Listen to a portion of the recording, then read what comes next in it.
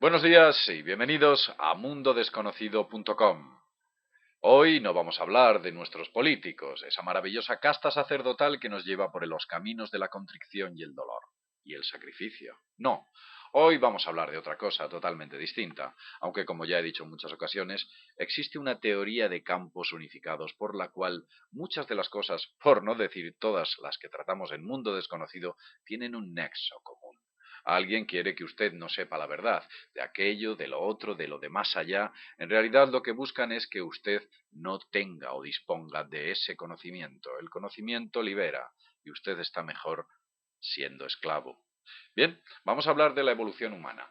Concretamente de un señor, de Joyce Pye. Joyce Pye nació en 1946 en Luisiana, en Estados Unidos. Este hombre es un autor, un novelista y un guionista que se dedicó durante más de 30 años a la investigación de todos los aspectos que rodeaban la evolución humana. Él, finalmente, llegó a una conclusión sorprendente. Dice que la evolución humana parte de un proceso de intervención extraterrestre en la cual hubo modificación genética para obtener lo que estamos viendo en estos momentos, al homínido, o véase usted en un espejo, el resultado del Homo sapiens. Él escribió un libro que se titula Todo lo que usted sabe está equivocado. Bien, vamos a hacer un pequeño resumen de lo que en aquel libro pone. Las ideas que este hombre aporta son francamente sorprendentes y créame, le va a impresionar e impactar lo que aquí le vamos a decir, aunque quizás algunos de vosotros ya sepáis por dónde vamos. La idea de que fuimos creados, la aparición del hombre, ha intentado ser explicada por diversas teorías o hipótesis. La ciencia, según la ciencia, los parientes más cercanos al hombre son los grandes simios, como los chimpancés, el gorila o el orangután. Los restos más antiguos del hombre, del Homo sapiens, tienen una antigüedad de 200.000 años.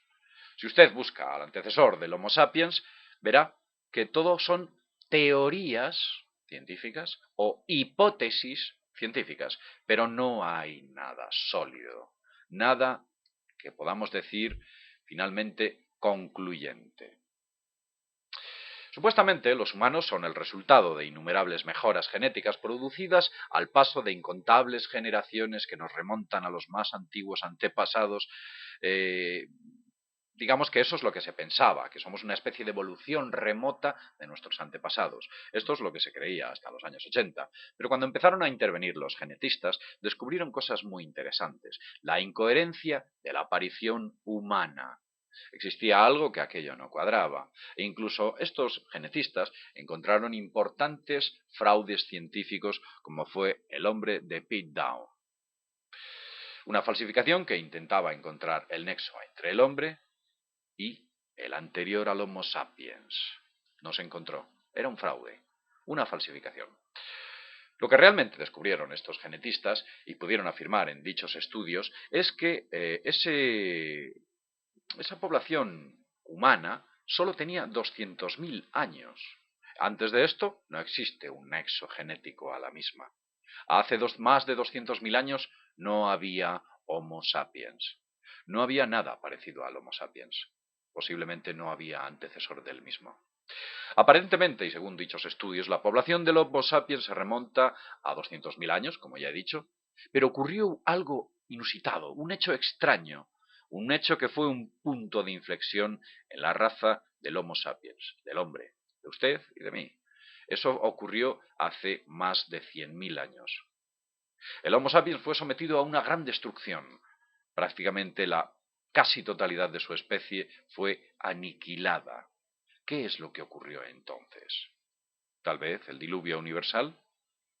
No obstante, una serie de estudios, de los cuales hoy voy a explicar y contaros, parecen demostrar que el humano no es terrestre, o por lo menos no es terrestre al 100%. Quizás fuimos traídos de otro sitio, parecido a la Tierra en nivel o en grado, o quizás hemos sido sometidos a una enorme manipulación genética. Vamos a hablar de todo esto. Y vamos a explicar por qué digo esto. ¿De dónde vienen estas diferencias? Todo en base a los estudios del señor Pye. Bien, veréis. Por ejemplo, y vamos a ir punto por punto. Los huesos. Los huesos de los hombres, del humano, de usted y de mí y de todos, son mucho más ligeros que los huesos de nuestros antecesores al hombre, incluso mucho más ligeros que que el hombre del Neandertal o que los huesos del resto de nuestros primates, por ejemplo, los simios tales como los chimpancés, los orangutanes o los gorilas. Nuestros huesos son mucho más livianos, más ligeros, menos densos. Cuando hablamos de los músculos humanos son significativamente más débiles a los músculos de los chimpancés, de los primates, de nuestros supuestos primos. Son muchísimo más débiles. 1 kilo de masa muscular humana es de 5 a 10 veces más débil que 1 kilo de la masa muscular de un chimpancé o de un orangután. Es una evolución en la cual nos volvemos débiles, algo sospechosamente incoherente. En cuanto a la piel humana está pésimamente adaptada a la luz solar que recibe de la Tierra. Pese a sufrir leves adaptaciones con la incidencia del Sol sobre la misma, estas adaptaciones son insuficientes. Cuando digo adaptaciones, pues cuando nos ponemos morenos. O incluso la raza negra, que parece que está mucho más adaptada al entorno solar que nosotros, también es insuficiente dicha adaptación para poder soportar los duros rayos solares de manera desnuda, si fuéramos desnudos. Nosotros no podríamos soportar la radiación solar a ningún nivel si fuéramos desnudos, incluida la raza negra. Cuando hablamos del pelo en el cuerpo nos encontramos una cosa curiosa. El resto de primates no necesita preocuparse por la exposición al sol. Ellos están cubiertos de pies a cabeza por pelo. Distintos patrones de pelo.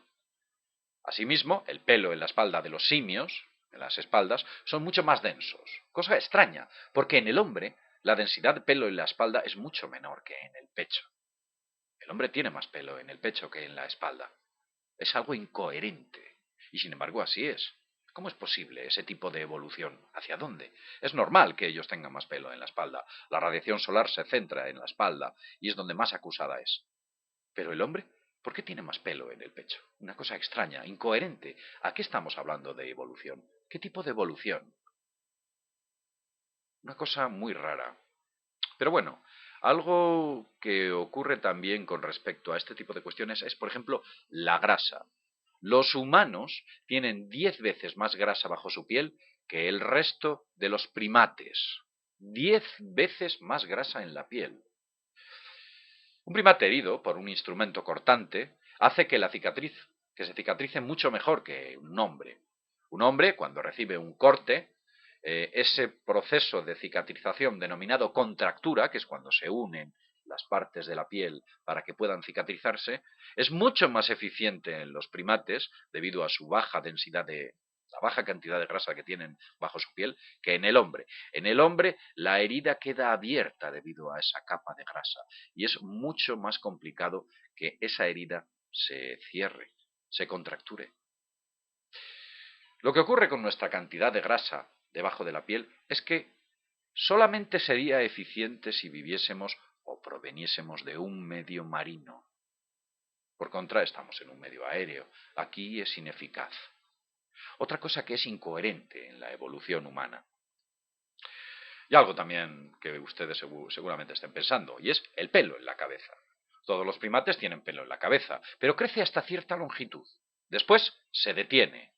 El pelo en la cabeza en el humano crece a tales longitudes que en un momento dado podría ser peligroso, incluso en una situación de riesgo para nuestros antecesores. Es algo incoherente. ¿Por qué crece a tanto y no para? No deja de crecer. Sin embargo, en los primates se para. Evidentemente, en el pasado, los hombres que eran muy parecidos a nosotros, exactamente iguales prácticamente, tenían que verse obligados a cortarse el pelo. De ahí muchos instrumentos afilados, como piedras afiladas de sílex, que parece que servían para tal fin, para cortarse el pelo, para intentar cortárselo a algún nivel. Es algo incoherente, quiero decir, que no beneficia en nada.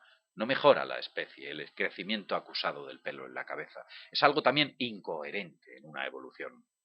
Otra cosa curiosa son las uñas de la mano y de los pies.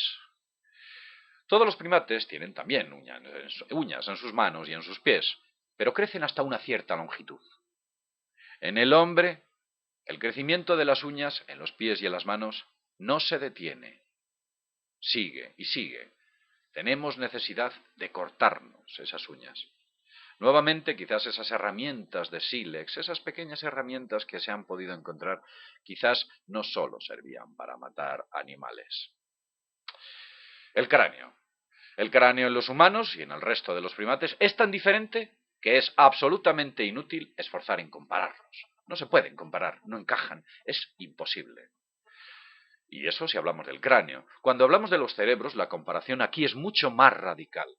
Los cerebros humanos son inmensamente diferentes, es decir, mejorados o superiores sería una palabra injusta para definir nuestro cerebro, ya que los cerebros de los primates funcionan perfectamente bien para lo que los primates tienen que hacer, para vivir, reproducirse y sobrevivir.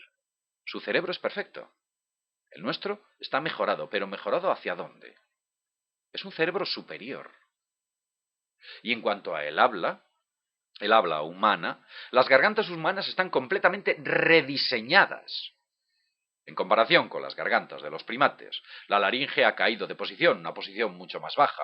Así los humanos pueden romper los típicos sonidos de los primates en diminutos pedazos de sonidos por modulación. De ahí la transformación al llamado habla humana, gracias a ese perfeccionamiento, que desde luego parece que viene de la nada. En cuanto al sexo, las primates hembras tienen ciclos en celo y son sexualmente receptivas en momentos especiales, en momentos concretos. Por contra, las hembras humanas no tienen ningún ciclo de celo, en el sentido más estricto de los primates. Si nos comparamos con los primates, ellos sí, las humanas no. Son incesantemente receptivas al celo. Bueno, a menos claro que ellas tengan ese proverbial dolor de cabeza que tienen habitualmente. Continuamos. Cromosomas. Es la diferencia más inexplicable de todas. Los primates tienen 48 cromosomas. Los humanos, considerados inmensamente mejores que ellos, tienen 2 cromosomas menos. Tenemos 2 cromosomas menos, tenemos 46. Esto es paradójico. ¿Cómo podemos tener una información genética menor y volvernos más eficientes? Esto no tiene sentido. Y sin embargo es real. Ahí está. Otra de las grandes diferencias incoherentes son los trastornos genéticos. Tenemos más de 4.000 trastornos genéticos. ¿Cómo es posible que tal cantidad de fallos y trastornos en los genes sea posible? Mientras que en el resto de los animales dichos trastornos son mucho menores. Es como si alguien nos hubiera diseñado con prisa, con urgencia, corriendo, rápido. El hombre tiene que salir ya, tiene que salir de fábrica. Luego también el parentesco genético. Dicen que la diferencia entre los chimpancés y los hombres es solo del 1%. Es verdad. ¿Sabéis cuánto supone el 1%? Ese 1% aparentemente tan despreciable. 3.000 millones de pares de genomas en el genoma humano. 3.000 millones de pares. Algo que parece omitirse cuando se habla del 1%. Esa diferencia es demasiado acusada como para llamar a nuestros simios cercanos primos. A todo esto, si sumamos que los llamados animales domésticos parecen provenir de la nada, y parece que han recibido algún tipo de manipulación sobre los animales salvajes. La diferencia entre los salvajes y los domésticos es notable. Es como que alguien los hubiera puesto ahí para servir y para dejar ser utilizados por el hombre. Sobre los datos existentes en cuanto a este tipo de cuestiones, sobre las diferencias entre los animales salvajes y los animales domésticos, no voy a ahondar. Esto quizás me llevaría también bastante tiempo. Pero bueno, si usted se decide puede comprobarlo, que las diferencias entre unos y otros son notables. Es como que alguien los hubiese puesto ahí. Los perros, las vacas, los caballos, un largo etcétera. Parece haber sido modificado genéticamente o traído de algún sitio lejano a la Tierra. El mestizaje selectivo no resulta una teoría convincente para la aparición de estos animales domésticos, que parecen haberse incorporado a nuestro hábitat como herramienta o alimento para el ser humano. Esto también ocurre con las llamadas plantas domésticas y su estudio requiere mucho más de lo que aquí vamos a mostrar. Si bien es cierto que no pocas culturas Tienen en su mitología historias que hacen referencias a ciertas plantas traídas por los dioses en servicio del hombre. Puede estudiarlo, aparece en muchas de las culturas. Bien, en resumidas cuentas, somos seres diseñados para algo. Y si nos ceñimos al mito sumerio de la creación del hombre, del llamado Lulu o mestizo de un ser homínido y aquellos dioses, una fusión genética para obtener un ser que supuestamente fue mano de obra, entre otras cosas, para los llamados dioses o Anunnaki. Es una teoría, lo sé, pero también la ciencia oficial tiene y defiende su creencia dogmática como la teoría de la evolución humana. Ambas son teorías. Recuerden que ciertas ideas, por parecer más audaces, no tienen por qué ser imposibles. Quizás se ciñan mejor a la historia que encaja la evolución humana. En realidad no hemos evolucionado. Hemos sido producto de un diseño apresurado y cuya respuesta encaja notablemente con los registros históricos de las viejas creencias de los dioses y los dioses con el hombre.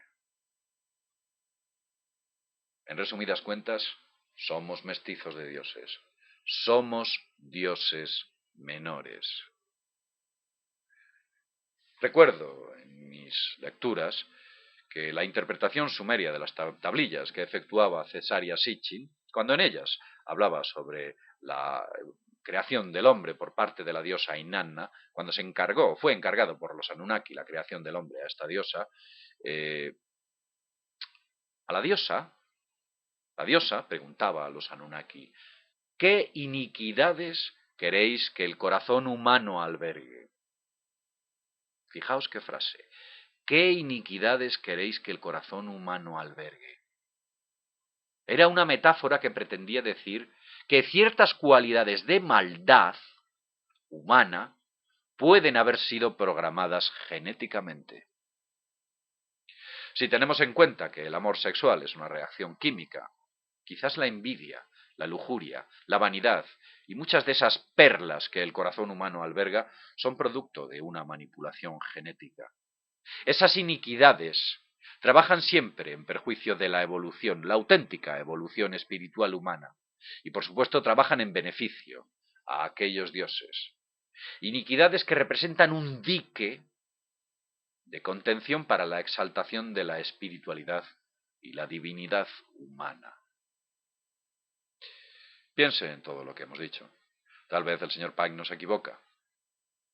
Y bien, dicho lo cual, sin más, desde Mundo Desconocido, nos vemos en el próximo programa. Hasta pronto.